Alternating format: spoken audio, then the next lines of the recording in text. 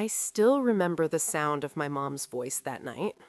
Calm and firm, like she had already practiced the words before calling me. She said, "It's better if you don't come home for Christmas this year." And for a second, I honestly thought I misheard her. Christmas had always been the one time of year when, no matter how messy life got, we all came back to the same table, sat in the same chairs, and pretended everything was fine. Hearing her tell me not to come felt like someone quietly closing a door I didn't even know was open. At the time, I was 32, living in a small apartment in another city, working a steady but unremarkable job. My life wasn't traumatic or exciting, but it was mine, and I had worked hard to build it after a messy breakup a few years earlier. I talked to my mom every week, sometimes more, and while we weren't as close as we used to be when I was younger, I still thought we had an understanding. She had always been the center of our family, the one who decided who was in and who was out, but I never imagined I would be the one she pushed aside. When I asked her why, she sighed, like I was being difficult. She said my brother and his wife were coming with the kids, that things had been tense lately, and that it would just be easier if I stayed where I was. She didn't say I wasn't welcome, not directly, but the message was clear. I remember gripping my phone so tightly my hand hurt, trying to think of something to say that wouldn't make it worse. All I managed was a quiet, "okay," before she told me she loved me and hung up. The weeks leading up to Christmas felt unreal, like I was watching someone else's life from a distance. I went to work, smiled at my coworkers, nodded along when they talked about travel plans and family dinners, but inside I felt hollow. I kept replaying that call in my head, wondering what I had done wrong. Had I said something? Missed something? I scrolled through old photos on my phone, holidays from years before, my mom's arm around my shoulders, both of us smiling, and I couldn't match that woman with the one who told me not to come home. On Christmas Eve, I sat alone in my apartment with the lights off, the glow from the city outside casting shadows on the walls. I ordered takeout, tried to distract myself with a movie, but every notification on my phone made my heart jump. I didn't hear from my mom at all that day. No message, no photo, nothing. That silence hurt more than the phone call because it felt final, like she had already moved on without me. After that, things changed between us, slowly at first. Our weekly calls turned into monthly check-ins, then occasional texts. When I did visit my hometown for other reasons, there was always an excuse for why we couldn't meet or a last-minute cancellation. I told myself she was busy, that families go through phases, but deep down I knew something had shifted. I felt like I was standing outside my own family, looking in through a window. Years passed like that. I focused on my career, made new friends, built a life that didn't revolve around my family's approval. I learned how to celebrate holidays with people who chose me, not because they had to, but because they wanted to. Still, every Christmas, no matter how full my table was, there was a small, quiet ache I couldn't completely ignore. I never brought up that night with my mom, and she never apologized.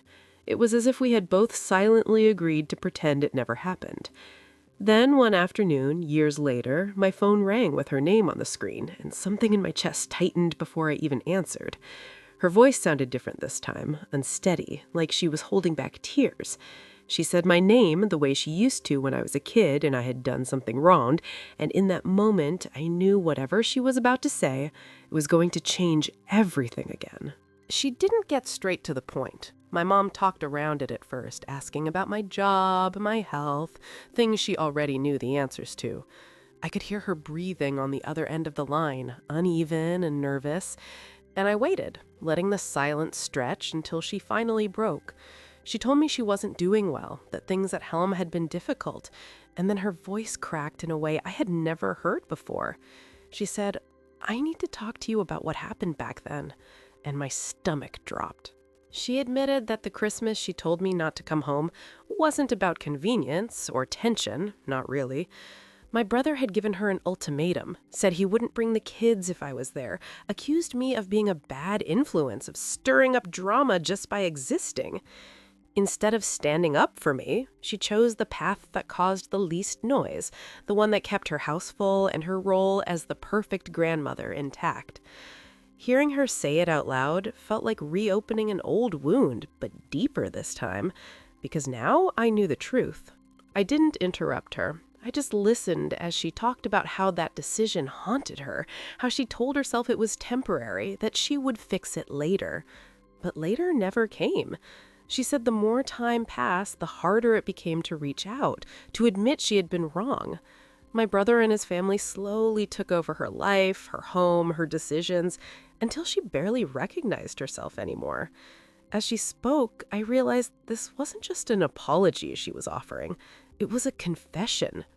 She broke down then, really broke down, sobbing into the phone, saying she missed me, that she should never have pushed me away, that she didn't know how to make it right.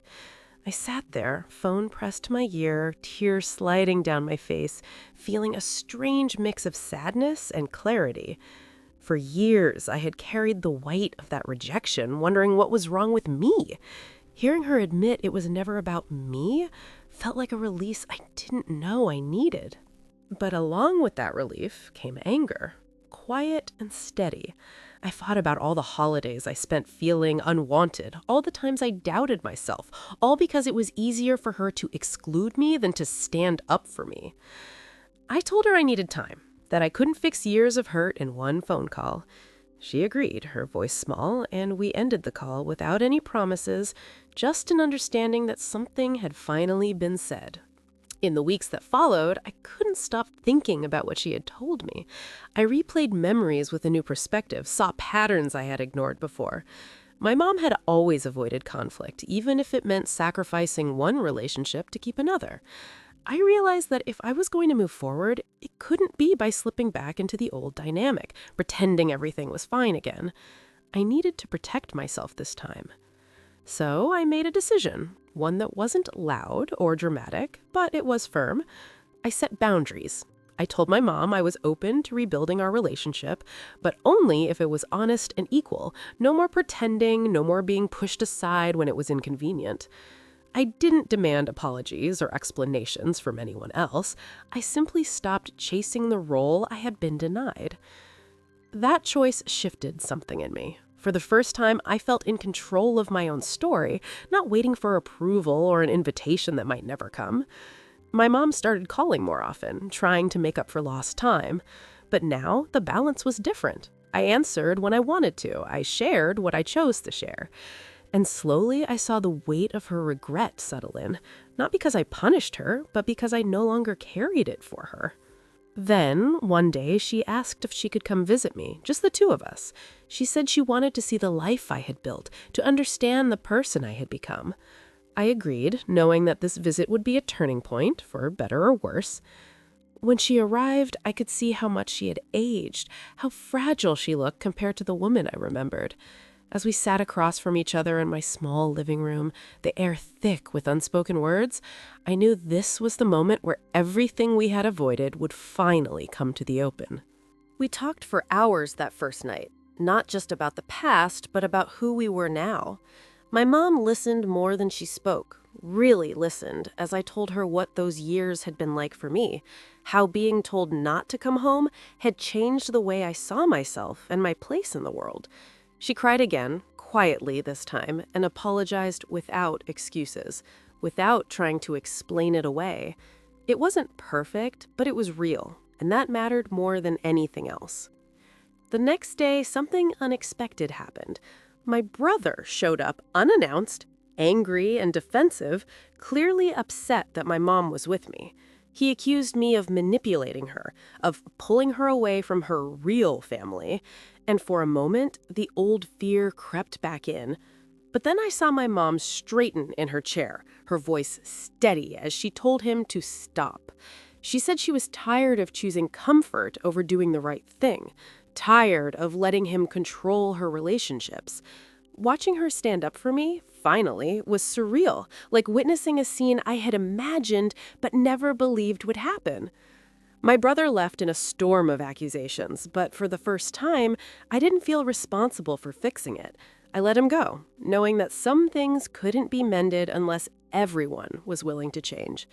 My mom stayed, shaken but resolute, and I could see the relief in her eyes, mixed with fear and sadness.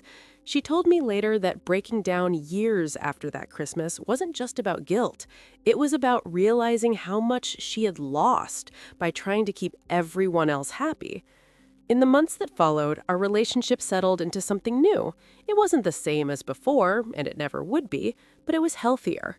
We spent time together without the pressure of old expectations, learning who we were to each other now. I stopped feeling like the child waiting for permission to belong, and she stopped acting like the gatekeeper of our family.